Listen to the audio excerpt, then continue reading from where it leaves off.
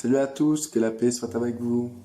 Donc alors, je fais une vidéo vite fait et tout pour expliquer une chose importante, c'est que euh, c'est vrai que les vidéos que je fais paraissent un peu fair play, où je suis sentimental, où je suis une personne qui justement n'est pas horrifiée face au péché, etc.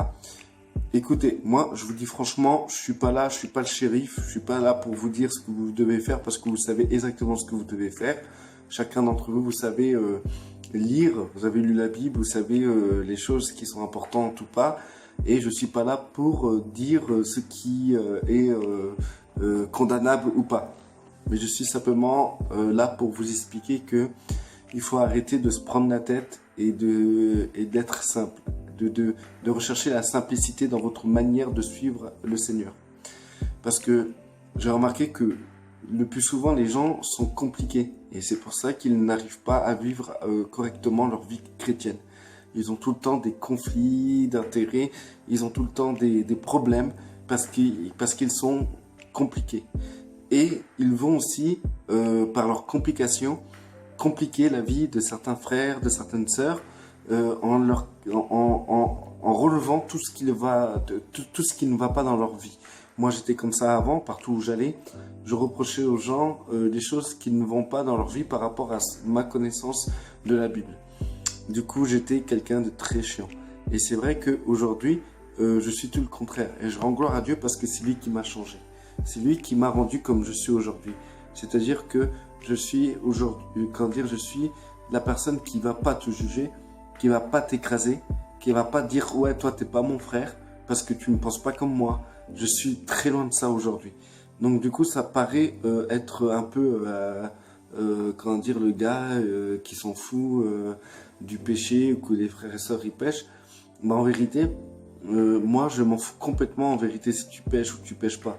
Parce que en fait, ce qui compte pour moi c'est que tu as Christ. Si tu as Christ, à partir de là tout va bien. Je vois pas le problème quoi. Christ, il est assez grand pour régler tes problèmes. Et le Père est un bon Père pour savoir éduquer l'enfant que tu es. Donc du coup, je m'en fais pas du tout. Maintenant, si vraiment le Seigneur me met à cœur de voir un frère et le reprendre sur certains points, je le fais. Parce que c'est une ordonnance que le Seigneur m'a donnée et que j'obéis. Maintenant, aujourd'hui, on va reprocher tout et n'importe quoi pour n'importe quelle raison. On fait du grand n'importe quoi et en fait les personnes qui reprochent tout le temps toutes choses sont considérées comme des êtres spirituels, les personnes les plus spirituelles et elles-mêmes elles se sentent spirituelles. C'est une erreur de croire cela, c'est une erreur pour eux de croire cela sur eux-mêmes et il faut vraiment comprendre que la personne qui est vraiment spirituelle, c'est la personne qui arrivera à un niveau de simplicité incroyable que ça peut vous choquer. Et du coup, c'est ce que Christ a démontré face aux religieux pharisiens.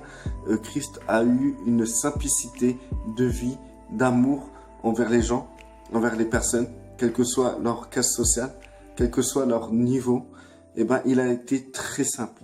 Et face aux pharisiens, c'était quelque chose d'énorme. Parce que les pharisiens étaient très scripturaires. Dans la loi, nanana. Ils reprochaient même à Christ la loi, en sachant que Christ était la parole de Dieu. Donc du coup, on comprend là quelque chose qui a un problème. Il y a un souci quelque part. Vous savez, moi je suis pour le fait de couvrir les frères et sœurs et non les dénoncer quoi au Seigneur quoi. Seigneur, t'as vu Jean-Mich, il a fait ça et tout. Il faudrait que tu fasses quelque chose pour Jean-Mich. C'est pas normal. Il blasphème, Seigneur. Seigneur, je livre son corps au diable. Ah là là. Comment on peut être abruti?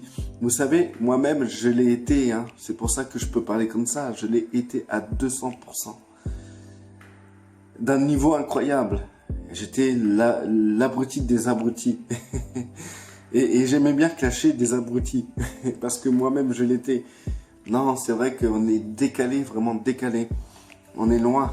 Vous savez, Le Seigneur ne recherche pas des personnes qui sont capables de parler comme Élie face à Akab, ou quelqu'un qui est comme Jean-Baptiste qui parle au roi, je ne sais même plus comment il s'appelle ce roi. Bref, j'allais me reprocher que je suis quelqu'un qui aurait dû prendre la Bible pour chercher les versets, dire les versets. Écoutez, moi je vous dis, soyez simple. Vous prenez pas la tête en cherchant à me juger. Prenez-vous même la Bible et cherchez quel roi que Jean-Baptiste a clashé. D'ailleurs, ça me revient là maintenant. C'est Hérode. Et du coup, il s'est fait trancher la tête. Et moi, je suis pas... j'étais comme ça. Hein, d'ailleurs, le seul exemple que je donnais de Jésus-Christ, c'était l'exemple où il fouettait tout le monde. Je n'ai pas l'exemple où il était adorable, magnifique, compatissant, miséricordieux. Non, je n'ai l'exemple où il fouettait tout le monde pour excuser ma manière d'être. En fait, comment dire, voilà, moi je suis pas du genre à être comme Jean-Baptiste ou Élie qui clash. Je l'ai été comme ça. J'ai été comme ça et j'ai souffert. Et pas parce que j'ai souffert, style, ouais, il faut souffrir les souffrances du Christ. Ou sinon et tout, on boit pas la coupe qu'il a bu. Non, non, non. Si vous voulez, moi, avec vous, je peux parler biblique à mort. Biblique, biblique, biblique, biblique. Et quand je vous dis à mort, c'est mesuré parce que c'est terrible. Moi, je peux vous parler qu'en versets. Je peux vous décrire la Bible. C'est hallucinant. J'ai passé plus de, on va dire 15 ans, moins de 15 ans, parce que je me suis converti, je suis venu au Seigneur, j'avais 16 ans, aujourd'hui j'en ai 31. Donc du coup, j'ai passé plus de 10 ans, allez, on va dire plus de 10 ans à étudier la Bible, à lire la Bible, à connaître la Bible, etc. Je peux vous dire que je peux vous parler d'une manière biblique, il n'y a aucun souci. Mais le Seigneur m'a envoyé, non pour parler d'une manière biblique, mais d'une manière humaine. Voilà, tout simplement, pour faire comprendre aux gens que Dieu n'enlève pas notre humanité. Justement, il veut collaborer avec notre humanité. Donc, j'ai dérivé un peu par rapport au message que je voulais vous donner. C'est que, en fait, moi, aujourd'hui, je pense que c'est une période, quand tu viens à Christ, tu es un nouveau-né, et c'est vrai que tu apprends plein de nouvelles choses magnifiques, la loi de Dieu, la loi de ci, la loi de ça, tu vois des tas de choses, et du coup, tu t'en prends plein la tête, tu vois, et du coup, tu sais plus comment faire, donc tu mets en pratique les choses à l'arrache, tout ça, et tu imposes les autres à faire pareil et tout, et c'est là que je pense que tu as atteint un niveau religieux, quoi, en fait, parce que c'est exactement ce que les pharisiens font. Ils lisent à mort, ils lisent. Excusez-moi si je dis souvent à mort, c'est une expression de la rue, je sais pas, c'est comme ça. Vous savez, moi, je suis pas quelqu'un qui est venu de famille riche ou de famille chrétienne, hein, je suis venu de la rue, hein. Et je tiens à vous dire un truc important, hein. C'est pas parce que j'ai des dreads, que je suis black et tout, comme les Rastas, que je fume le joint. J'ai arrêté le joint. Je fume pas le joint, je fumais le joint avant, mais j'ai arrêté. Et quand je dis avant, ça date pas de 3, 4, 5 ans, hein, c'est bien avant. Et aussi pareil, je me drogue pas, je suis correct. C'est pour ça que je me permets de parler du Seigneur, sans être jugé, ou sinon je serais déjà mort d'après certaines personnes qui disent que Dieu il juge. Et il peut te tuer parce que tu marches pas droit. Non, franchement, on va dire et tout, si vous pensez des trucs comme ça, à cause de ma manière de m'exprimer, c'est que mon cerveau, sûrement, il a cramé sous l'effet du cannabis, quoi.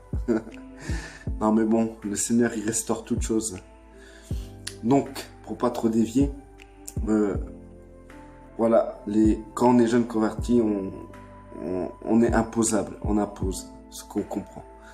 Et c'est normal, c'est un comportement qu'il faut avoir pour pouvoir se développer plus dans l'avenir. Si tu passes pas par là, ben un jour tu passeras par là. Donc vaut mieux passer par là dès le départ, quoi. Comme ça t'es tranquille. Tu vois ce qu'il faut pas faire direct.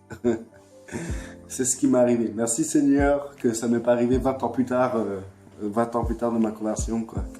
Que ça arrivait très vite. Donc du coup, quand tu vis ces moments-là, ben le Seigneur te brise là.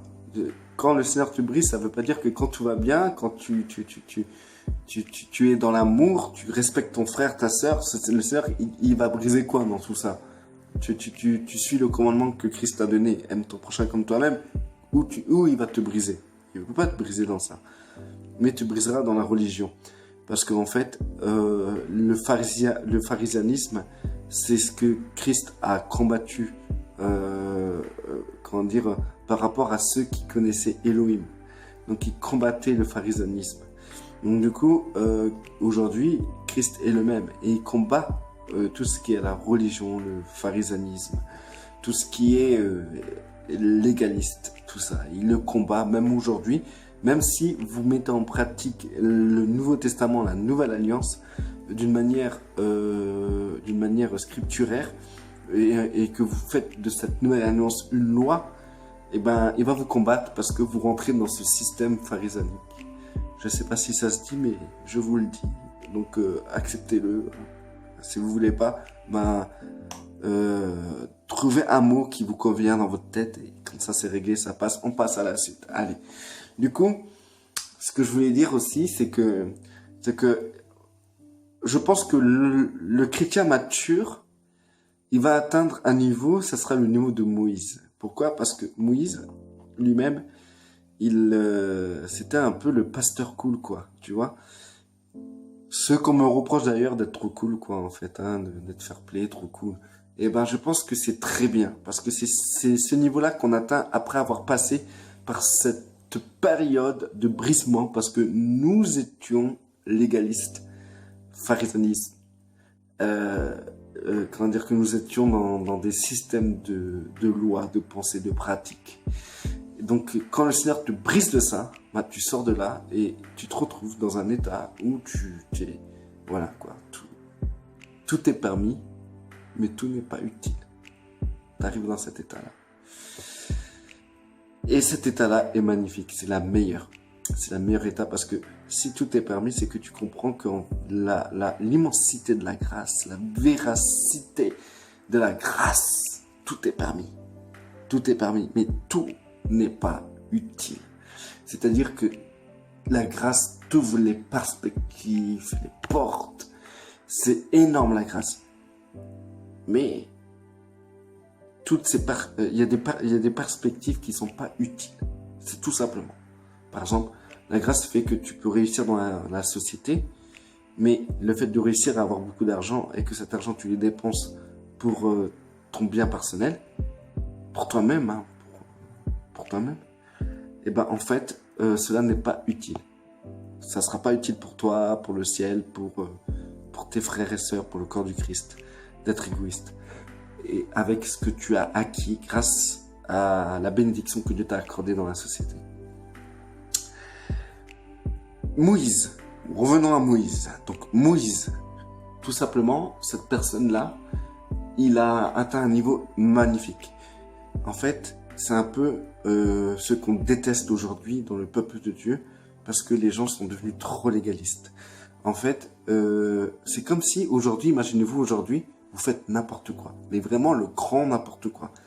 Vraiment, toi tu vas coucher avec ta belle-mère, et tu incites les gens à faire pareil, et les frères et sœurs ils partent en vrille dans tous les sens, de la drogue qui circule, qui est vendue dans les églises, les livres, des gens qui écrivent des livres juste pour avoir de l'argent. Vraiment que ça part en vrille dans le peuple de Dieu, quoi, en fait. Mais véritablement. Pas genre, oh, lui, c'est pas mon frère, hein, il vend des livres. Non, non, rien à voir. Des frères et sœurs, vraiment, qui partent en vrille. Ça existe, regardez. Dans la Bible, dans le Nouveau Testament, dans Corinthiens, dans Galates, dans d'autres passages, regardez des chrétiens qui partent en vrille, il y en a beaucoup, et c'est des enfants de Dieu. Donc du coup, au lieu de faire des vidéos en disant « Ah, lui, il va aller en enfer, Lui, c'est pas mon frère. Ça rime en plus, ça dire, ça rime trop fort. C'est mon côté poétique. Donc, du coup, imaginez-vous qu'au lieu de faire ça, bah, moi, je dis, ah non, mais Seigneur, Seigneur, bénis ses frères et sœurs. Si vraiment tu vas envoyer ton esprit qui meurt là, maintenant, là, non, Seigneur, je préférais que tu le fasses, que tu m'emportes moi, et eux, tu les laisses. Ils restent tes enfants, mais tu les tues pas. Tu me tues moi si tu veux, Seigneur. Tue-moi, moi, quoi. Hein, Seigneur, je te demande vraiment de prendre soin d'eux, quoi. Tu vois? Et du coup, ça paraît bizarre parce que beaucoup diraient, ah, lui, il aime bien s'associer avec le péché, il est bizarre, il est fair-play. Bah écoutez, en vérité, c'est ce que Moïse a fait. Hein. Moïse, c'est ce qu'il a fait avec le peuple hébreu. Il a dit au Seigneur, si tu enlèves, si tu tues ces gens-là, enlève mon nom du livre de vie. Je pense que le Seigneur veut des frères, des enfants. Le Père veut des enfants comme ça. Le Seigneur veut des disciples comme ça. Si tu touches à un de mes frères, Seigneur, enlève mon nom du livre de vie. Reste béni.